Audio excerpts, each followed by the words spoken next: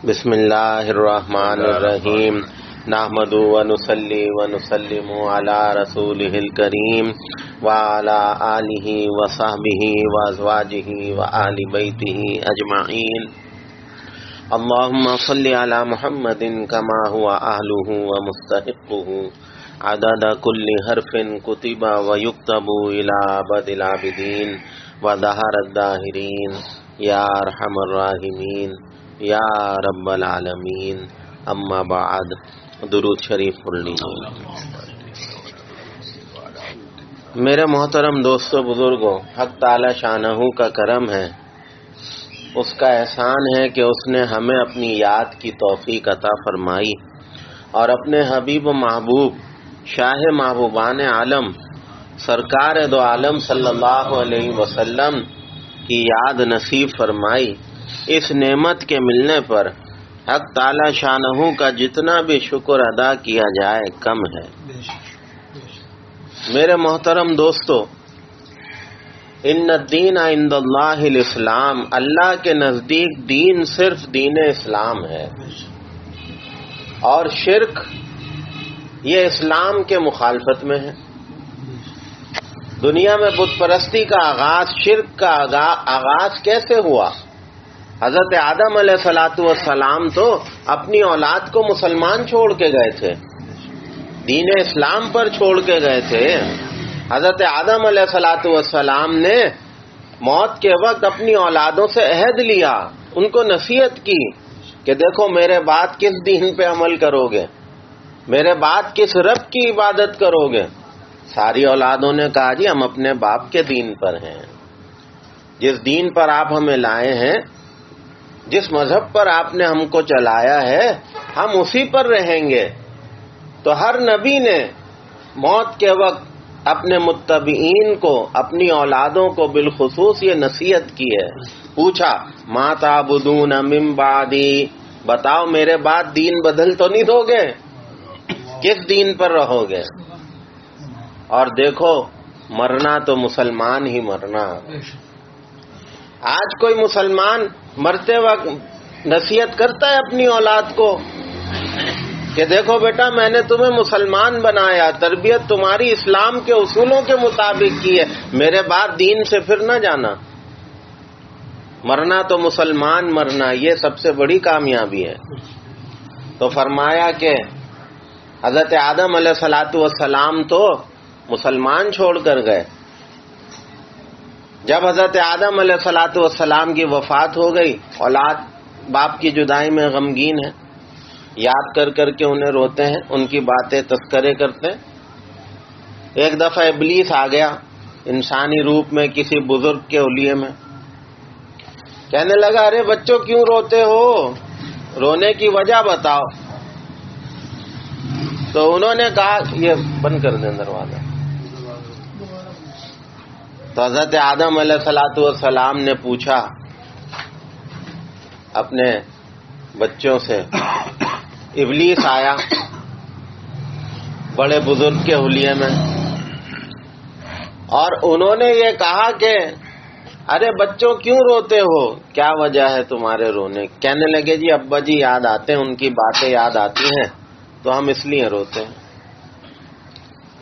تو اس نے کہا کہ یار ایسا ہے کہ میں بڑا اچھا مصور ہوں، بڑی اچھی پینٹنگ بناتا ہوں، ایسا کرو تم اپنے والد کو اولیاء بتاؤ، ابھی میں تمہیں ایک تصویر بنا کے دیتا ہوں.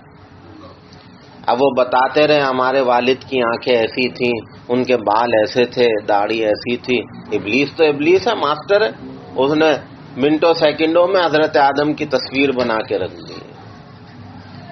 کہا دیکھو یہی تو نہیں تھے، اوہ ہو سب کی تو آنکھیں کھل گئی، یہ تو ہو بہو ہمارے باپ آدم ہیں. کہا بس ٹھیک ہے پریشان نہ ہو، جب تمہیں باپ کی یاد آئے یہ تصویر دیکھ لیا کرو، تمہیں تسلی ہو جائے گی. اب وہ تصویر سامنے رکھ کے جب یاد آتی باپ کو، تصویر دیکھتے انہیں یاد کرتے. اب یہ جو نوجوان نسل بچے بڑے ہو رہے ہیں، ابلیس نے ان کے ذہنوں میں یہ بات ڈالی کہ جو تصویر ہے نا یہ تمہارے باپ دادا کا خدا ہے.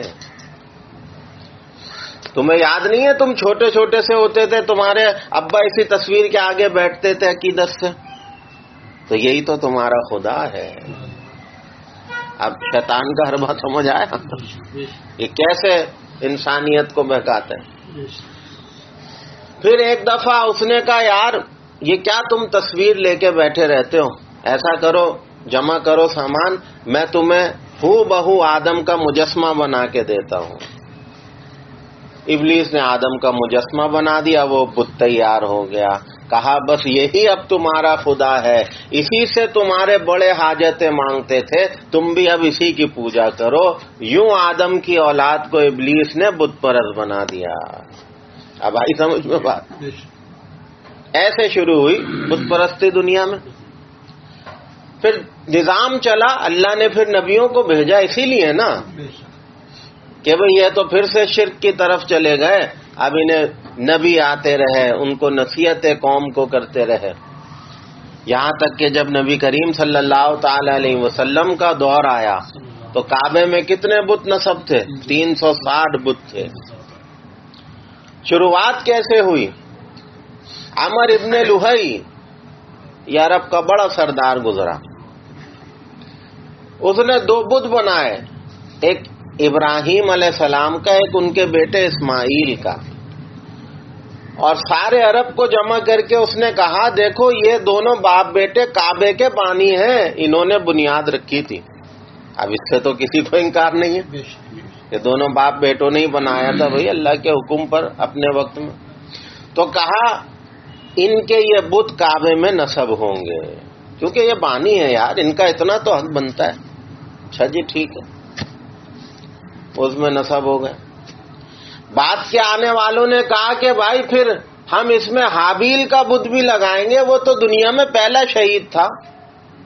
قابیل نے اپنے بھائی حابیل کو شہید کر دیا، تو جو دنیا کا پہلا شہید ہے اس کا بھی حق بنتا ہے کہ اس کا بھی بت لگے. یوں اضافہ ہوتا چلا گیا. کسی نے کہا یار پھر عیسیٰ اور مریم کا کیا قصور ہے، پھر ان کا بھی بت لگاؤ. تو یوں اضافہ ہوتا چلا گیا. حضور کے زمانے میں کتنے بت جمع ہو گئے کعبے کے اندر؟ 360 بت اس طرح جمع ہو گئے. اور وہی ان کی تعظیم ہو رہی ہے جیسے کرتے، ان کی پوجا ہو رہی ہے، ان کو اپنا بھگوان سمجھا جا رہا ہے. تو اس طریقے پر کعبے میں اس طرح بتوں کو جوڑا گیا، لگایا گیا. حضور اقدس صلی اللہ تعالی علیہ. اچھا 2 بت اور بڑے عجیب، ایک مرد اور عورت گزرے اس زمانے میں. مرد کا نام اصاف، عورت کا نام نائلہ. دونوں میں ناجائز تعلقات، انہیں کوئی جگہ نہیں ملی، وہ خانہ کعبہ میں گھس گئے. اللہ نے انہیں دونوں کو پتھر بنا دیا. بات آئی سمجھ میں؟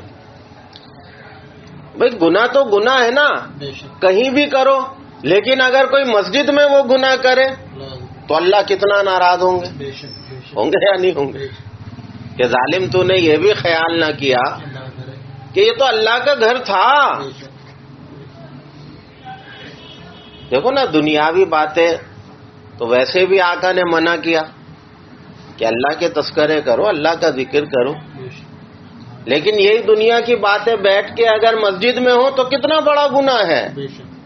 حضور اقدس صلی اللہ تعالی علیہ وسلم نے فرمایا مسجد میں بیٹھ کر دنیا کے تذکرے کرنا اپنے ہاتھوں سے اپنی نیکیوں کو آگ لگانے کے برابر ہے. اب بعض بزرگوں کو دیکھا ہوگا جو ریٹائر ہو جاتے ہیں مسجدوں میں آ کے ٹھکانہ کرتے ہیں، نماز سے فارغ ہوئے بیٹھ گئے گھیرا ڈال کے، اب کوئی اپنی بہو کی برائیاں کر رہا ہے، کوئی اپنے داماد کے قصے سنا رہا ہے. خدا کے بندوں اللہ کا گھر اس لیے تو نہیں تھا، کیوں تم اپنے ہاتھوں سے اپنی نیکیاں ضائع کر رہے ہو؟ تو یہ تو دیکھتے اللہ کا گھر تھا، تو اللہ نے اصاف اور نائلہ کو پتھر کا بت بنا دیا. اگلے دن جب آئے کعبہ کھول کے اندر دیکھا کہ یہ تو اصاف کا چہرہ ہے، یہ نائلہ کا چہرہ ہے، دونوں کو اللہ نے اس گناہ کی پاداش میں پتھر بنا دیا. تو ان کے بھی بت لگا دیے انہوں نے عبرت کے طور پر، کیا آئندہ کوئی گناہ نہ کرے خانہ کعبہ میں ایسا. تو وہ بھی حضور کے زمانے تک لگے رہے. جب فتح مکہ ہوا حضور اقدس صلی اللہ تعالی علیہ وسلم، اب تو مکہ فتح ہو گیا، اب اولین فرض تھا کہ اللہ کے گھر کو ان بتوں سے پاک کیا جائے. آپ نے حضرت علی کا ہاتھ پکڑا، کہا اے علی 40 گز اونچی دیوار ہے، اب 40 گز اونچی دیوار پر جا کے بتوں کو توڑنا کوئی آسان کام تو نہیں ہے. علی ایسا کرو میرے کندھے پہ چڑھ جاؤ، تم اونچا ہو جاؤ گے اور پھر یہ لاٹھی سے یہ سارے بتوں کو نیچے پھینک دو، گرا دو. تو حضرت علی نے ہاتھ جوڑے، یا رسول اللہ معاف کر دیجئے، یہ بے ادبی مجھ سے کیوں کروا رہے ہیں؟ میں آپ کے اوپر کندھے پہ کھڑا ہو جاؤں؟ نہیں یہ بے ادب، ایسا کریں آپ میرے اوپر آ جائیے، میں آپ کو لے کے کھڑا ہو جاتا ہوں اپنے کاندھے پہ، آپ اپنے ہاتھوں سے یہ کام کر دیجئے. آقا نے تاریخی جملہ ارشاد فرمایا، علی تم نبوت کا بوجھ نہیں اٹھا سکتے. تو یہ نہیں کہا کہ تم میرا وزن نہیں اٹھا سکتے، علی اپنا جسم دیکھو، میرا دیکھو، اپنا وزن دیکھو، میرا تم نہیں برداشت کی. نہیں، کیا کہا؟ اے علی نبوت کا بوجھ تم نہیں اٹھا سکو گے. تو چاروں ناچار حضرت علی حضور کے کاندھے پہ چڑھ گئے، آپ ان کو لے کے کھڑے ہو گئے. حضرت علی نے لاٹھی سے سارے بتوں کو نیچے پھینک دیا اور اللہ کا گھر بیت اللہ بتوں کی نحوست سے پاک ہو گیا. بعد میں کسی نے پوچھا علی سے، اے علی یہ سعادت تو دنیا کے انسانوں میں تمہیں ملی. دیکھو آقا نے کیا فرمایا کہ سب سے پہلے بت شکن بتوں کو توڑنے والے کون؟ ابراہیم. بت توڑے تھے نہیں توڑے تھے جا کے مندر میں، سارے بت توڑ دیا. اور فرمایا سب سے آخری بت شکن میری امت کا علی ہے.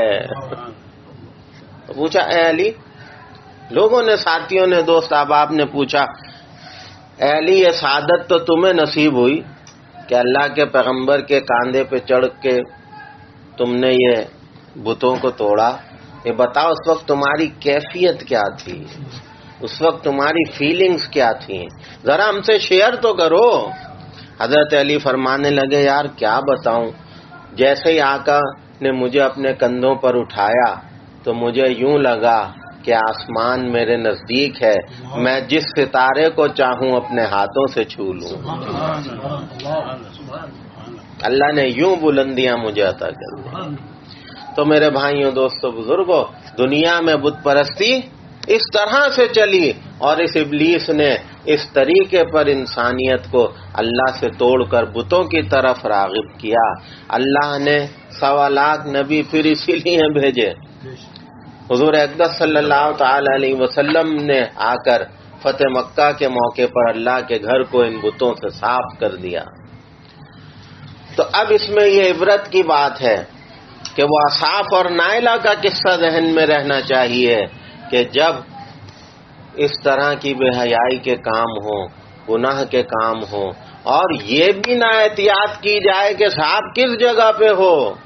ایک تو گناہ ہے نا بھائی، لیکن وہی گناہ اگر آپ مسجد میں بیٹھ کے کریں تو اس کا وبال کتنا بڑا ہوگا. تو ان دونوں نے بدبختوں نے یہ بھی نہ سوچا کہ ہم تو گناہ کرتے ہیں، کوئی جگہ نہ ملی تو جا کے خانہ کعبہ کے اندر ہی شروع ہو گئے. اللہ کو ایسا جلال آیا، اللہ نے دونوں کو پتھر کا بنا دیا. اللہ تعالی ہمیں ان باتوں کو صحیح معنی میں سمجھنے کی توفیق دے دیں. درود شریف